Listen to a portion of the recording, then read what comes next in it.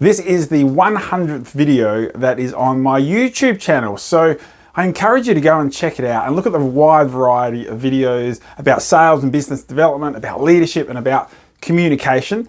It's called Darren Roberts, the Abundance Accelerant. Jump on and subscribe and you'll be able to see regular videos that pop through. I'll put the link in below. Hello, happy Tuesday. This is Darren Roberts, Master Trainer at Impact Training Corporation and the Abundance Accelerant. Welcome to the Tuesday Tickle and Tick. Today, why you can't act like Scomo and Albo in business and get away with it. Well, of course, it is coming up to federal election time, and of course, there's lots of press conferences and debates that I'm sure some of you, maybe most of you, are checking out. And what I've found that is frustrating a lot of people that are watching, and frustrating certainly the press and the media, is that when Scomo and Albo are asked a specific question, and if they don't want to answer that question, they completely ignore it and they answer the question in a way that has nothing to do with the original question. Now, as I said, that's frustrating as a listener. It's frustrating for the media that are asking the questions, but because they're the ones speaking, when you're speaking, you're in control, aren't you? So because they're the ones speaking, that they get away with it. My question is, what if you did that in business? What if you had a potential client or a client that asked you a specific question and you just completely ignored it and just answered it in a way that has nothing to do with the question? That wouldn't go down so well, would it? It would be rude and arrogant and disrespectful.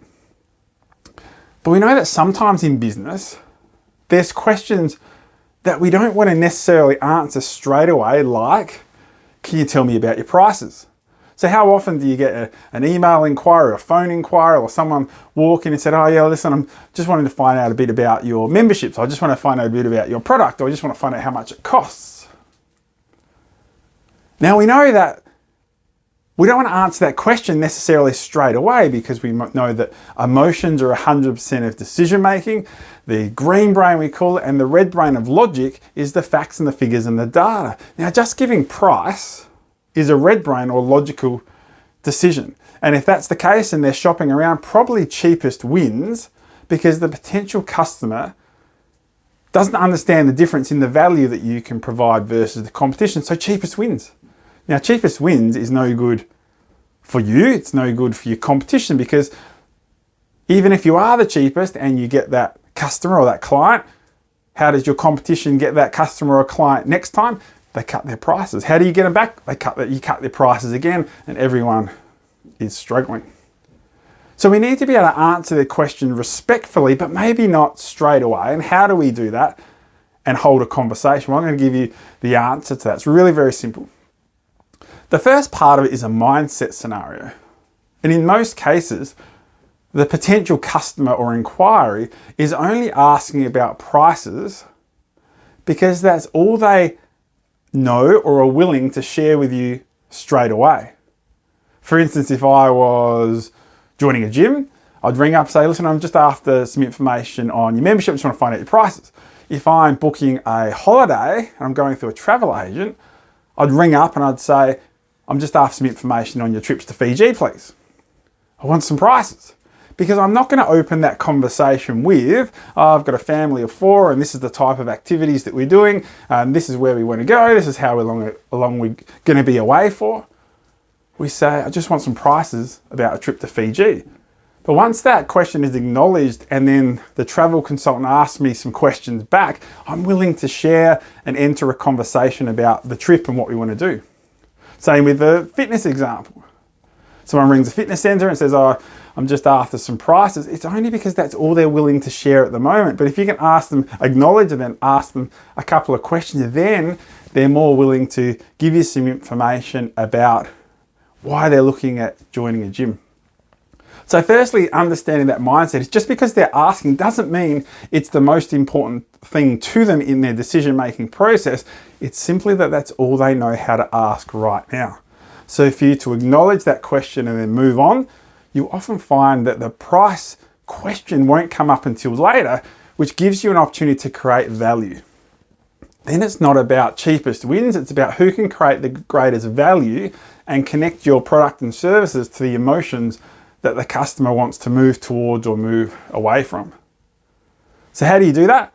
You can simply use a word like sure or absolutely, and then give a reason why you're going to ask a couple of questions. So the phone call comes through, or the inquiry comes through. Hey, listen, I'm just after some prices on your product and service. Then the response immediately, sure, I can give you some information about our prices and our services. Or absolutely, I can give you some information about our product and services and prices. But firstly, let me ask you a few quick questions so I can find out exactly the type of things you're after. My name's Darren, who am I speaking with? So sure, I can give you some information about our prices. Hey, firstly, let me ask you a few quick questions to find out exactly what you're after. My name's Darren, who am I speaking with? So we acknowledge and then we move on. For most people, that's enough. For some people, you might need to give a little bit more detail, like a D behavioral style in a DISC setting, where they might be after a fast response. Hey, listen, I'm in a bit of a hurry. I just want some prices on your product and service membership. Yeah, absolutely, I can definitely do that. They sound like the type of person that likes things quickly. So rather than wasting your time and giving you all the information, let me just ask you a couple of questions to find out exactly what you're after, and then I'll be able to give you the prices. And then once you launch into those questions, often the D will drop. The natural behavioral style will come out and they're happy to have a conversation. Or generically, absolutely, I can certainly give you some information about our price. Listen, we've got lots of different ways that we help our clients. So rather than wasting your time, let me just ask you a couple of quick questions, find out exactly what you're after, and then I'll be able to fit something into exactly your situation.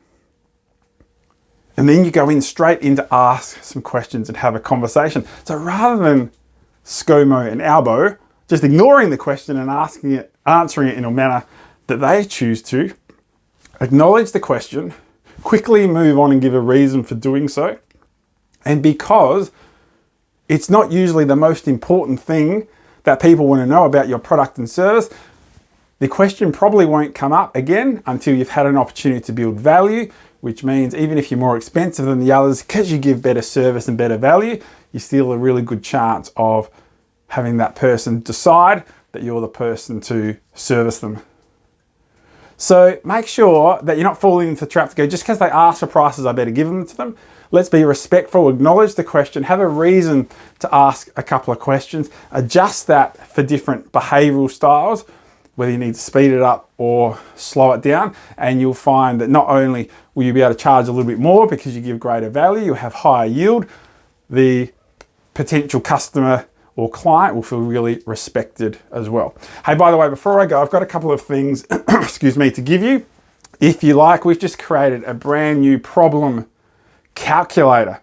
And what it does is it allows you to fill out the calculator, very simple, with some of your client numbers, and some of the yields for each of your sales, and to work out where you might be short and to what value over a 6-month or 12-month period is that going to leave you short. Now that's one thing to understand what the problem is. The second thing is to know how to solve it. So the next part of that problem calculator is it allows you to put in some simple numbers to work out if you want to make a certain target by 3 months, 6 months, 9 months, whatever period of time you're after, it allows you to do that in there as well. So if you'd like to check out our problem calculator, just write problem in the comments below and I'll be able to send that to you as well. Make sure you subscribe to my YouTube channel, Darren Roberts, The Abundance Accelerant.